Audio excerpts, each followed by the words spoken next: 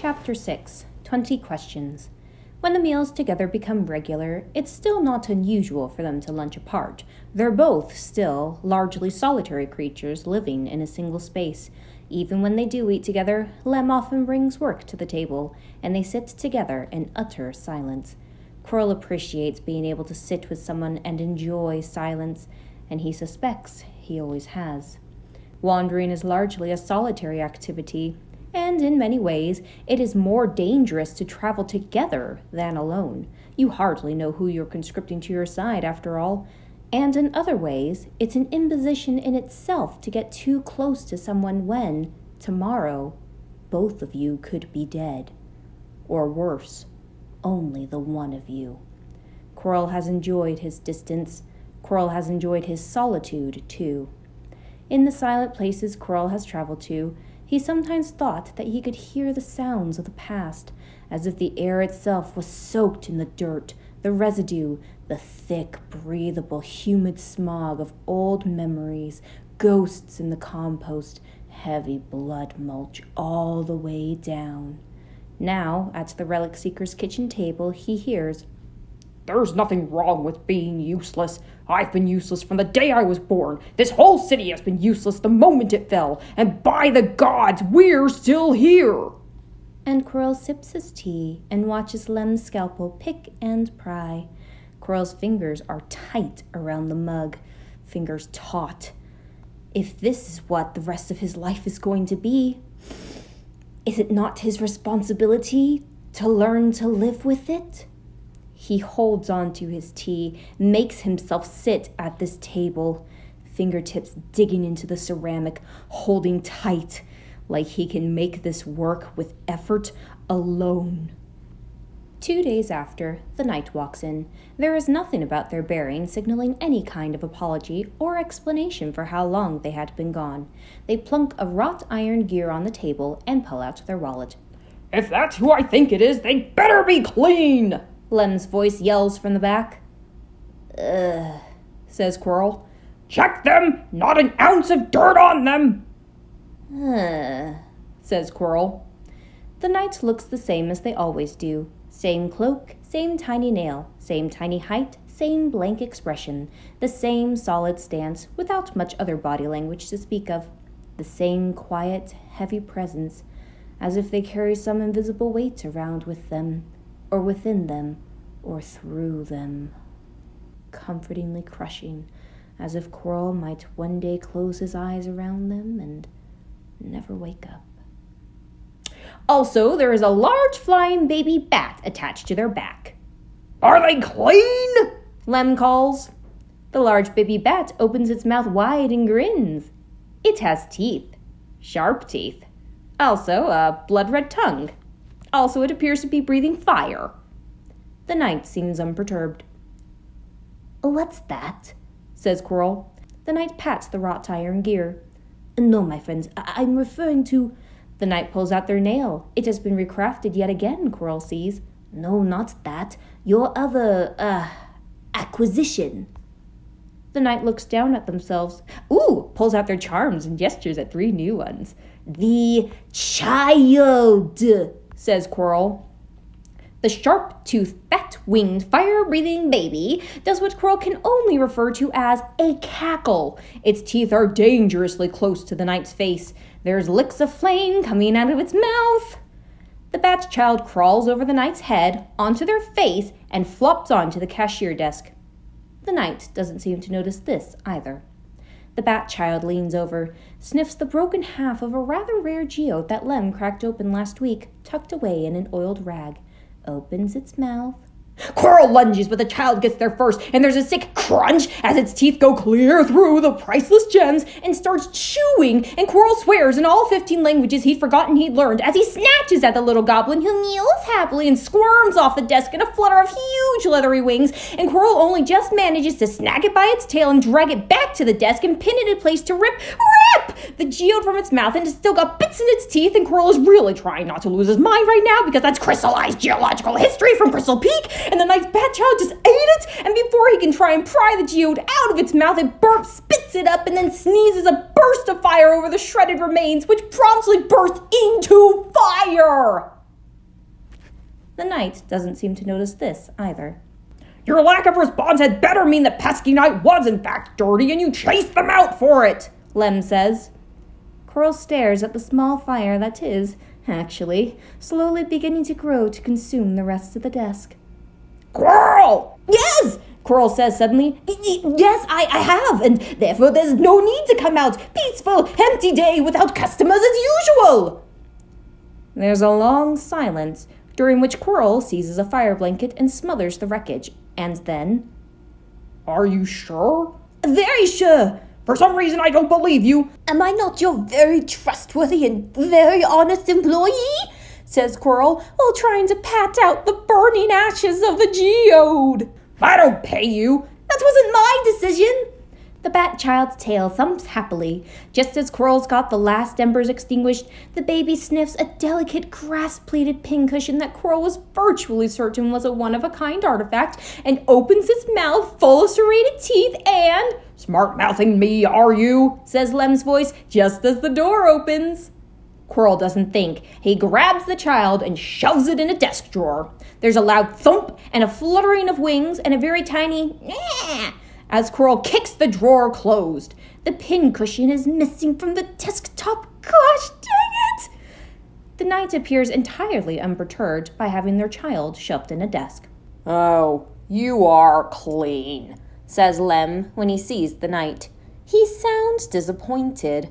Quirrel tries to pretend like the fire blanket is supposed to be on the desk. New decor, fancy tablecloth, something like that. Lem goes on. Didn't you say you chased them out? Says Quirrel, trying to think if he actually put out the fire on Lem's desk, and what the odds are Lem's shop is about to burn down in front of Lem's eyes, while Quirrel tries to pretend he has everything under control. Lem doesn't even seem to notice Quirrel's absent-mindedness. Pawning off another one of those metal parts? He tells the knight instead. Ugh, well, give it here. The knight picks up the gear and hands it over. Lem holds it up to better light, if there's any such thing as better light in the City of Tears.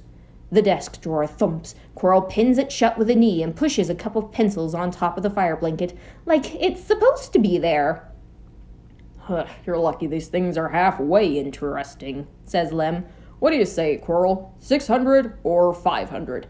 Yes, says Quirrel, still trying to hold the drawer shut. 500 it is, says Lem, and disappears the gear into his shell. Don't let this one loiter, he tells Quirrel, gesturing to the knight, before he stomps back to his room and shuts the door. A very tiny "Meow" comes from inside the desk drawer. When Quirrel opens the drawer, the bat child is chewing what appears to be the mangled remains of a pair of scissors, if scissors were bent in the limp, stringy configuration of stale pasta. If the sharp scissor blades bother the child's gums, it doesn't show. Quirrel dumps the bat child back on the fire blanket, which, he figures, will probably need to stay out to fireproof the fire-breathing baby. He takes a deep breath.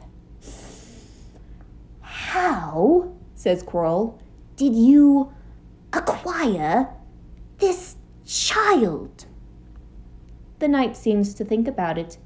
They think about it for an awfully long time, actually, considering that there's really only two ways to have a child, incubation or adoption, and obviously it must be one of those, right? The knight first points to the child itself, content with the amount of mayhem it has caused Quirrel already, and lying there in some fraudulent imitation of docile. Then the knight makes a series of strange gestures with their tiny hands, notably clapping them together in staccato rhythms. You fought someone for the child? The knight pauses, mulling it over, and then nods.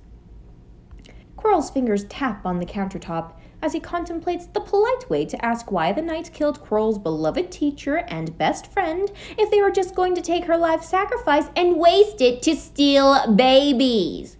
Babies, plural. Quirrel feels an unshakable certainty that the knight would not be satisfied with just one infant. There's a polite way to say that, yes. Surely there must be. Quirrel puts his nail flat on the desktop where they can both see it. Good manners, a show of peace. The bat-child immediately smacks it with its giant wings. I do not mean to pry, Quirrel begins, because that's the sort of thing he likes to say to let everyone know that he's about to pry, and that he absolutely means it, but that he won't be upset in the least if they tell him to scram. But the path you follow, the journey that the madam meant to aid you in, you mean to undo the dreamer seals, do you not? Slowly, with deliberateness, the knight nods. The bat-child mews on the tabletop and shoves its entire head into the cash register. Quirrel supposes that the next question should be, to what end?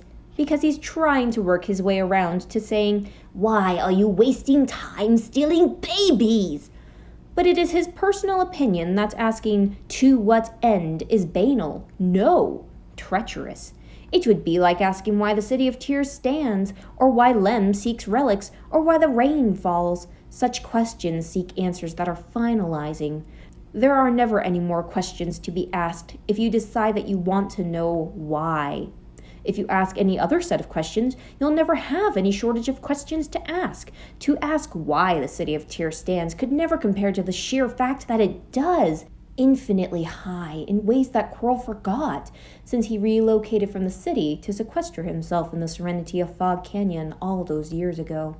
Monomon never liked city life, and she doesn't like it now, and although she floats through the city gates with the same grace and steadiness as she always has, she remarks to Quirrel, as if it's a scientific observation, that the water that falls in the City of Tears is lonely and empty, as fresh and cold and brisk as a blank piece of paper, without any of the words that Quirrel and Monomon have come to associate as written into the archive's acid.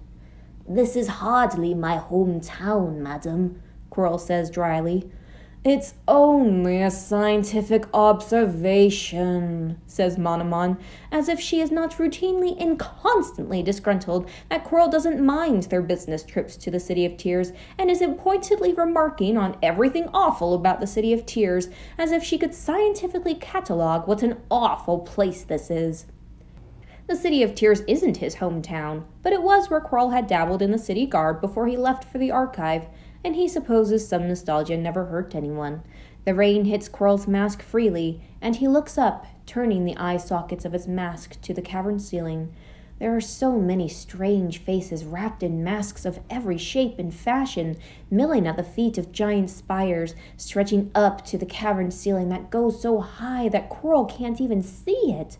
For all the people walking the roads, conversing in low tones, the City of Tears is oddly silent, as if the rain and anonymity of streets has washed away all words. Quirrel, Monomon says, one tendril tapping insistently at him. We haven't the time for daydreaming.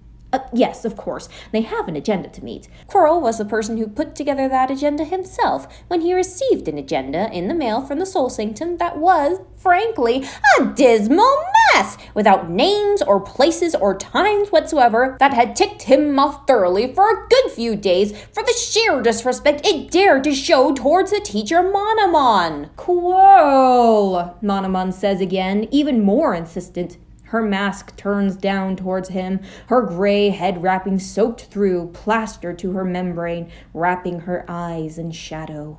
What have I told you about questions? There are no good or bad questions, but it is essential to ask the right questions. Quirrel tells the undergrads this all the time. That, and also to start with a question, rather than trying to prove an answer. The rain is loud today, rat-a-tat rhythm. We must know where we've come from to move forward, says Monomon. The schedule says we're supposed to move forward and meet an escort at the intersection of Alyssum and Serpent Street, says Quirrel. You're drifting from the important matters at hand, says Monomon. Oh, she's very grouchy about the rain, isn't she? While we must know where we've been to move forward, nobody can predict what the future will bring based purely upon the past. To ask what hollowness has been in order to understand where it will go is to confine ourselves to the lack of imagination of our forefathers. The future, if it is truly in our hands, will be only ours us to decide. The rain comes down in droves, beating its fists along the walls, a plague upon them both. But are we not ourselves products of the past? Quirrel asks. How are we to make a radically new future, untethered from the past, if we are ourselves made by it? Is it not clearly impossible? Perhaps so, says Monomon over the increasing roar of the rain. But we will never know unless we try. We will never know unless we see for ourselves. Wouldn't such a future, completely new, coming to life from the old grounds of the past, unpredictable, a land never explored?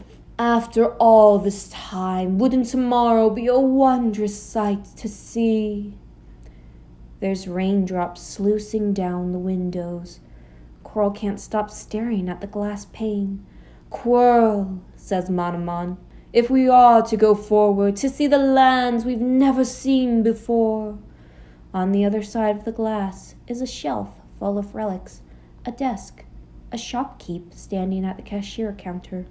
We haven't the time for daydreaming, the rain says. He doesn't disagree. He is ready to set off whenever she is. Please, Quirrel, Monomon says, you haven't the time for daydreaming. Madam, you haven't the time. Water, fresh, cold, without a single word. A nail on the blue lake shore. Quirrel's nail clatters to the floor. The blade slices painfully into his foot. Quirrel swears and snatches his foot away. The knight stares at him unrepentantly. Their hands are suspiciously close to where Quirrel had placed his nail on the desktop before it had, mysteriously, found a way to fall off the ledge. There's a long silence. Quirrel has the vague, sinking feeling that more time than he's been aware of has passed. What? Quirrel begins. The bat child is chewing on something. What are they eating? Says Quirrel instead. The knight pauses, looks at the child, thinks, shrugs. The bat child attempts to swallow and starts to gag. What ensues is the bat child flopping like a caught fish on the tabletop and chewing with increasing ferocity while the knight holds it down and Quirrel pries its mouth open and then rummages around in its mouth while trying to avoid getting his hand sliced off by teeth longer than Quirrel's fingers until he pulls out a 50 geo piece from halfway down its throat. The bat child mews and howls plaintively at the loss of the chew toy that was about to choke it to death. Unmoved, Quirrel picks it up and deposits it back with the knight. Its carapace is blazing hot and scaly to the touch, like dry snakeskin. Unlike other bugs with hard carapaces, he can feel its tiny chest expand and contract under the flexible scales. So fragile, so easily crushed. Quirrel finds himself being exceedingly careful with a child with fangs sharper than most nails. The knight pulls out what looks like a bronze tuning device lit with 4 glowing dots, which the bat child immediately sinks its teeth into. The tuning device, at any rate, doesn't break, and the baby continues to chew with relish. Oh, gods, it's teething, Quirrel realizes. This isn't even the final amount of teeth this child is going to have. With the baby secured, Quirrel realizes that the cut in his foot is shallow, but it's left a bit of blood in the engravings. He stands up, nail in hand, reaches for his cleaning cloth while the knight watches, and decides he doesn't give a care about subtlety anymore. Monomon is dead. He might as well get to the point. Didn't you have a purpose to be getting to, little knight? Says Quirrel, narrow-eyed, wiping away the stain on the blade Monomon gave him. The knight looks back at him, the same image of silent, stoic strength they've always been. The bat child is gnawing on their cloak. The knight lets it. After long length, Quirrel realizes that they're really not going to answer. Not even with their hands or with signs or charades. Not even a nod. Fine. Fair enough. It wasn't his place to pry. Quirrel sighs, but does not apologize for his intrusion. "If you ever require aid in your quest," Quirrel says instead.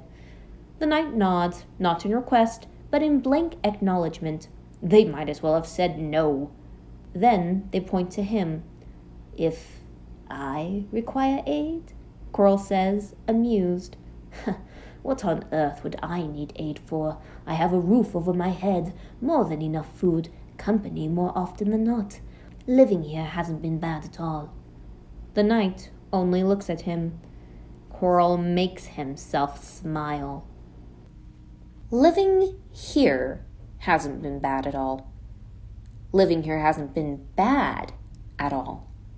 Living here hasn't been bad at all. One day, just as Quirrel is on the verge of convincing himself that this is true, a very tall, very slow tree eases its way through Lem's door.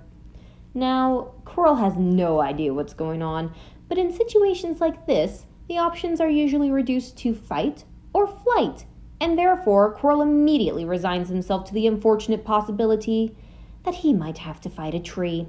It could be worse, or possibly somehow more bizarre and humiliating, he tells himself, even as he draws his nail. "Are you," says the tree, "relic seeker, Lem?" The tree towers over him, and, if Quirrel squints, he can see the tiny, beady eyes of a stick bug hidden beneath the long, dried brown leaves that make up her hood and cloak. Her head brushes the ceiling, and she hunches nearly in half to fit herself within the room. Considering how many limbs stick bugs usually have, and how long, too, she's hidden them completely within the cascades of rustling leaves. She carries no pack that he can see. Only a long walking stick, nearly 3 times the length of Quirrel, peeks out, its upper tip the same gnarled brown wood color as the rest of it, the bottom carved to a lethal point. And the weirdest thing about this all is that, instead of telling her that Quirrel is firstly not the Relic Seeker, and secondly is not associated with the Relic Seeker or his business in any way, Quirrel just stands there and says that no, he is not the Relic Seeker, but Quirrel would certainly be willing and able to help her if she is in the business of collecting relics, and otherwise, if Quirrel cannot help her, then he can take a message for the Relic Seeker. She hunkers down, slowly. Quirrel would say that she moves deliberately, but he knows what deliberate looks like, and this is not it. She keeps glancing over her shoulder, and her fingers around her staff keep twitching. Her face is half hidden by her hood, and she still won't meet his eyes. "I'm not in the business of relic seeking," she says eventually, which is, forgive Quirrel's dry humor, a very fascinating thing to say to someone while standing in a relic seeker's business. Instead, she pauses, slowly looks from one side to the other, as though the small shop could hide dangerous foes. "Instead, I seek Another long pause. "Dealer." Quirrel blinks for lack of any other response. "Does Relic Seeker Lem..." She pauses again. "Deal?" This bug is either asking Quirrel for a game of cards or drugs, and Quirrel vaguely hopes it's one and not the other. He hasn't dealt a card game in possibly 100 years. It'd be embarrassing. She does not elaborate, but Quirrel is sorely tempted to wait, if only to ensure she hasn't taken another long pause for dramatic effect. But the seconds tick by, and she says nothing, fingers twitching on the side of her staff. At long last, Quirrel says, "I'm afraid that we don't offer that kind of service here." The mysterious stranger cocks her head to the side, slowly. "You don't?" Gods, that honest confusion. What has become of other relic seekers out in the wide world? Has Hollownest's abundance of mysteries shielded Lem from a truly desperate marketplace, where the relics are so few and far between, seekers must deal in chemical pastimes to make ends meet? Unfortunately not, Neither of us have much skill in that particular area, Miss Ritico, she says, after a long and significant pause that makes Quirrel think that this is not her real name at all. If you aren't dealing, what are you selling? Quirrel inhales, fully prepared to give a sales pitch to this obvious customer, as any good help to a shopkeep would, before he has an abrupt realization. Lem does not actually sell anything, not even to the knight, a singular gaping maw for Lem's geo. And, before this moment, Quirrel hadn't thought to question where Lem got his mysteriously infinite pile of wealth. In fact, Quirrel can't remember ever seeing the cash box empty. But if Lem never sells any of his relics, and if Lem always has an endless supply of geo to pay for the relics he won't sell... Oh gods. It suddenly all makes sense. Lem is dealing on the side to fund his relic habit. So you are dealing, says Ritico, seeing something on Quirrel's face. Oh, gods, Quirrel says. I suppose we are. Satisfied, Ritico unslings a large pack from beneath her cloak and lowers it slowly, to the floor. Her neck twitches again. With giant, craggy fingers, she undoes the drawstring and pushes it out to Quirrel. These are the goods. Quirrel leans forward. It's crammed full of fine china, silverware, books, chitin bags, a candlestick. One of the books has "Property of Mikodes" inscribed on the side. Just get rid of the name, says Ritico, glancing nervously over her shoulder. Isn't that what all the fences do? Oh, God, darn it all. She meant a stolen goods dealer. No, hold on a moment, says Quirrel quickly. I'm sorry, I believe we have each other mistaken. We don't deal in items so recently owned. Ritico tilts her head. Why recently? Quirrel is not a fidgeting or nervous type of bug. Traveling where the wind and mysterious dreams take you would beat that out of anyone, and he wasn't especially nervous to begin with. He finds himself at a complete loss for how to react or feel, talking to an obvious thief who has mistaken a relic keeper shop for a pawn shop, and struggling to communicate the difference between those two establishments. Surely there is a difference besides time, right? Just because Quirrel can't think of it in this precise moment doesn't mean it didn't exist. This is a relic keeper shop, ma'am. Relic keeping is focused on the history of the objects, and for an object to have history, it must have been around a great while. Ritico looks down at her pack, stuffed to the brim with odds and ends she most likely picked up by the armful in the abandoned apartments of the city. Quirrel can almost see the gears turning in her mind, looking over each of her pilfered goods and trying to calculate the age of them to bolster her argument. She needn't have bothered. Quirrel could tell from a glance that none of her items had any of the features that would engage Lem's interest. There was value in the ephemera of days gone, perhaps even more value than even the rarest of treasures, if only because the rarest treasures are more often preserved. Quirrel can easily imagine a scenario where those plates or one of those books would be invaluable to a scholar of a different breed. But here in Hallownest, such items are thick on the ground, and the past recent enough to be remembered without their aid. Ritico doesn't broadcast her conclusion so readily of her process, but she does pick up her pack and begin retying the knots. In that case, goodbye. A pit violently forms in Quirrel's stomach. She's leaving? So suddenly? Wait, says Quirrel. It leaps from his mouth, as though it couldn't bear to waste the moments Quirrel's brain would need. She turns back, looking, now that he can see her face under her hood clearly, exceedingly wary and almost frightened. He wonders how she managed to last in Hallownest so long with nerves so taut. But Quirrel can't stop looking at her long staff, with a hint of infection still staining its edges, or her long cloak, so well worn with dust and broken stones along the edges where the road has been long and hard on her spindly feet. Her pack is scraped and battered, well used, well loved. So many stories written on her, but he doesn't know any of them. Let's make a deal, says Quirrel. I'll purchase your stolen goods. Don't say that word, says Ritiko, as quickly as she's ever gotten out a series of consecutive syllables, and twitches again to look over her shoulder in fear. Peace, friend. There's hardly any law enforcement in Hollownest that I know of. At least, none still with a mind of their own. I'll purchase your lifted goods, says Quirrel. Ritiko still twitches. If you'll do me a favor. Her eyes immediately narrow. Quirrel lifts his hands. Nothing so awful. I only want to hear of your travels.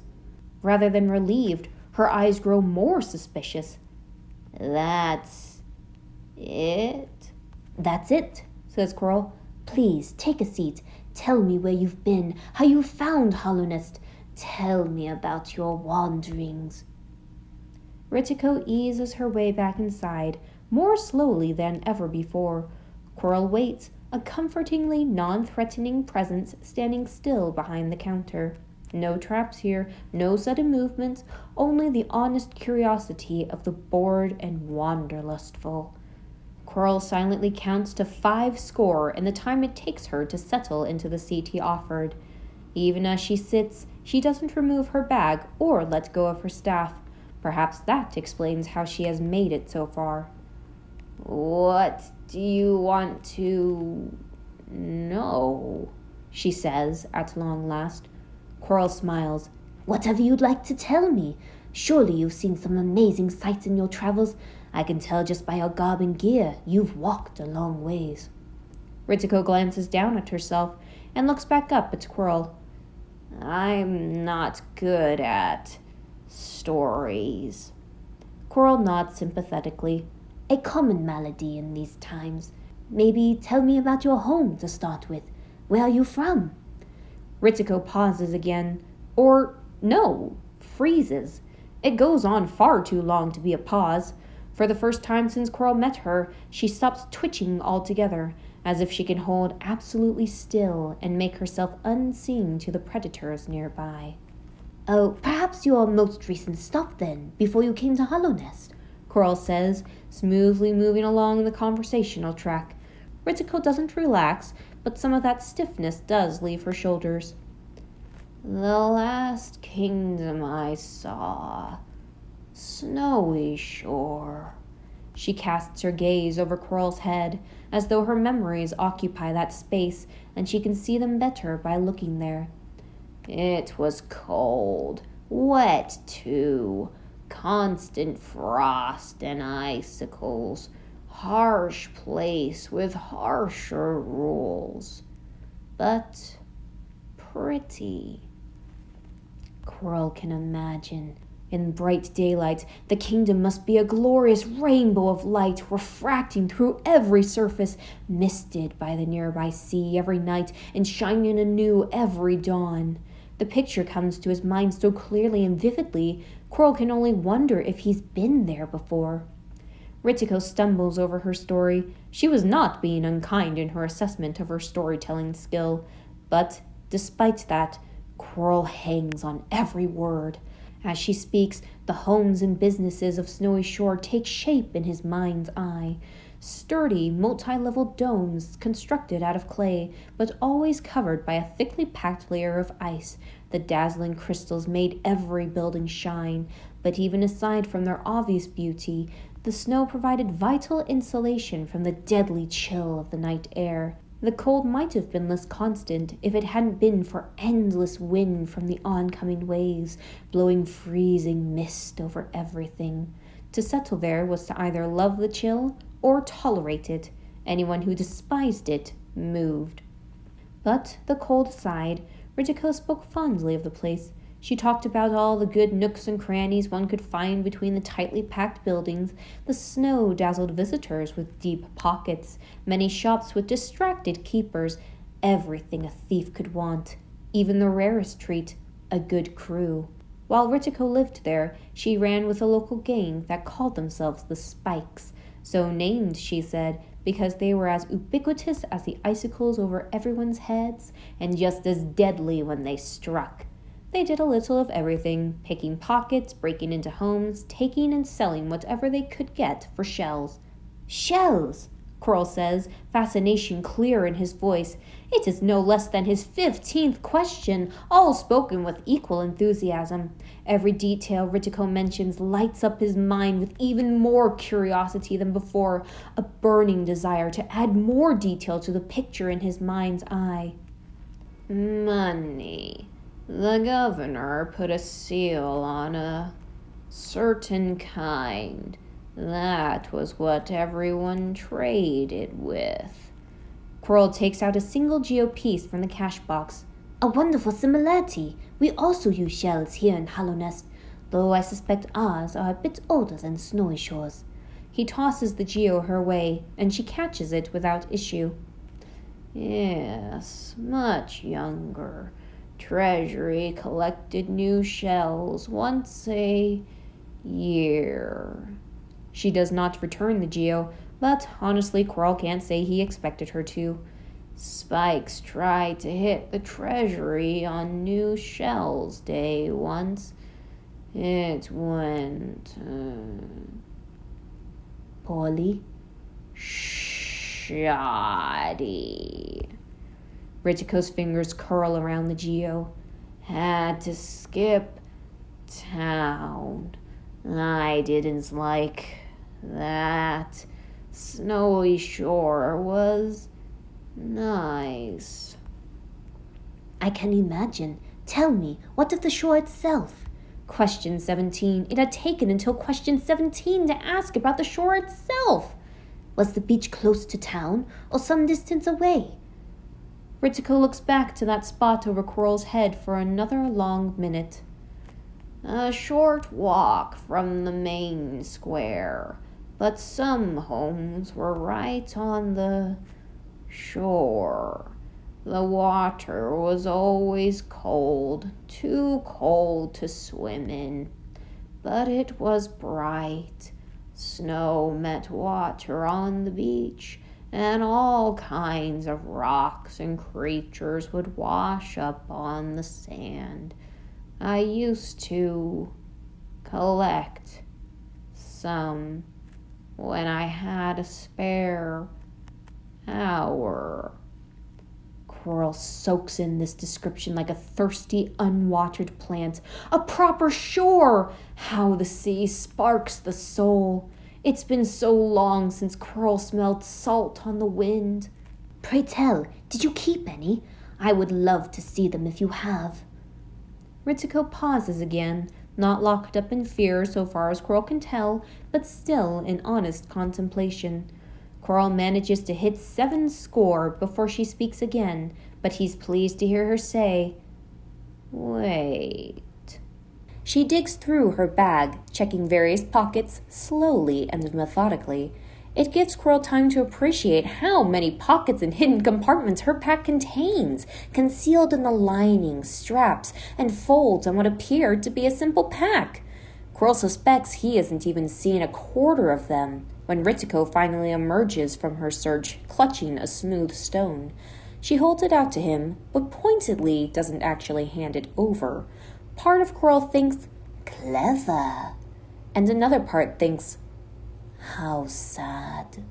Quirrel leans in close to examine the stone. At first glance, it is just a rock. Smooth surface, but not glass smooth. A nice gray color, but nothing especially noteworthy. A simple shape, a rounded oval, but not so perfect as to be special. But as Quirrel leans in, he can just catch flecks of stone reflecting the dim light of the shop. Oh, it must have been a sight to behold on the surface, Quirrel says. If even down here I can see a ghost of its shine. Ritiko nods. For the first time since this conversation started, she seems honestly pleased. Not a lot of people take notice of the subtle details.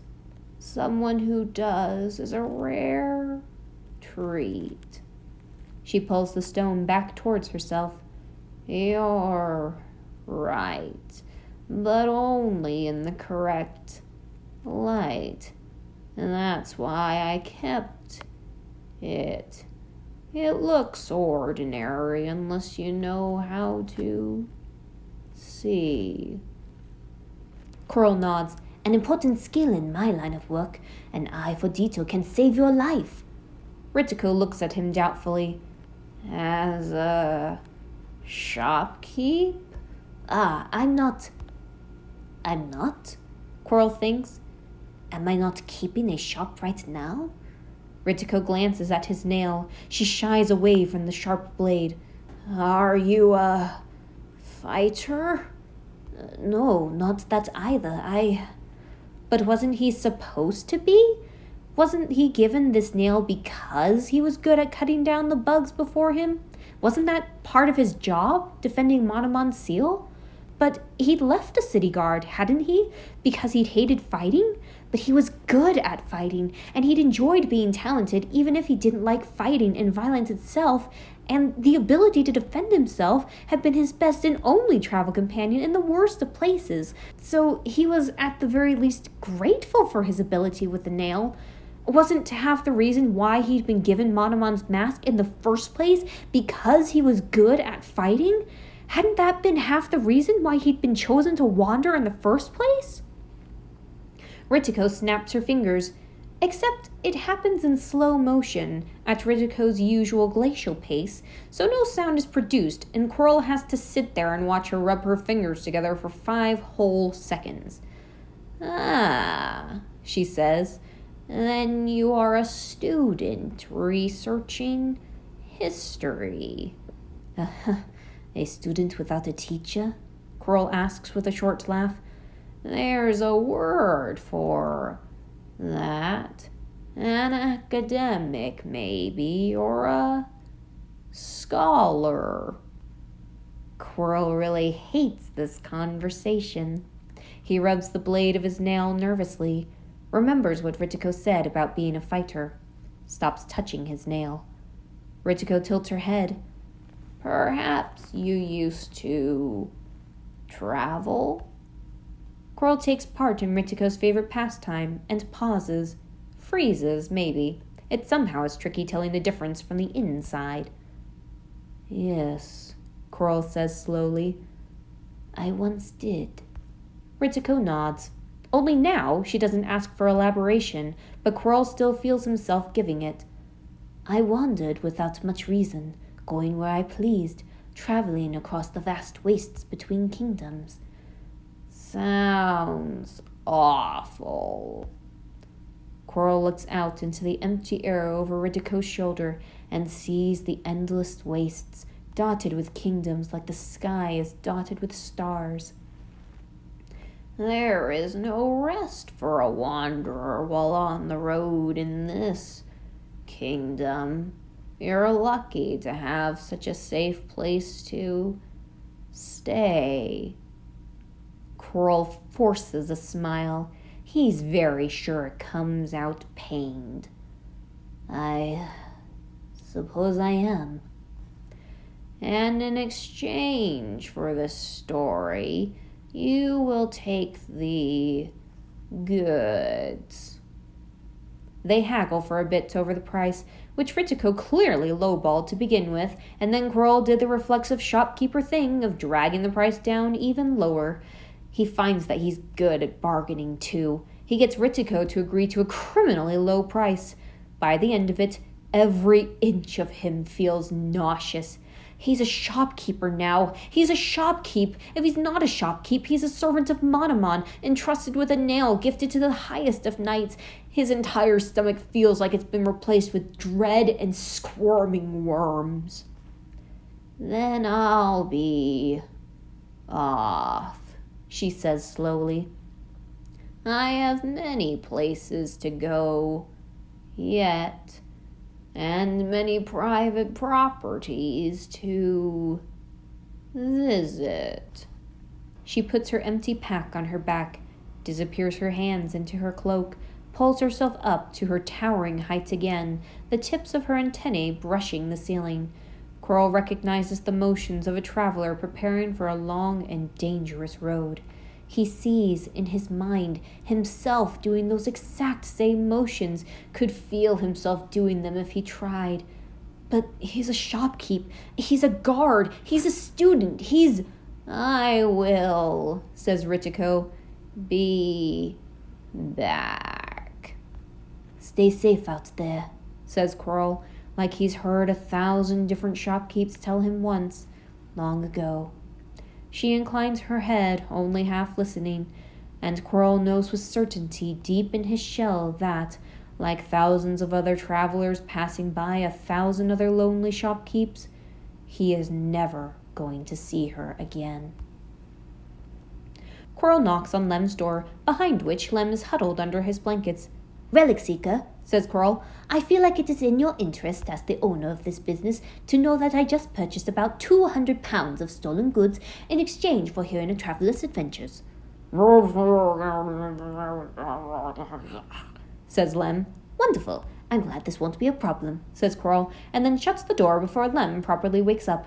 And then Quirrel goes back to the front counter, puts his head in his hands, and begins the long wait for the next traveler.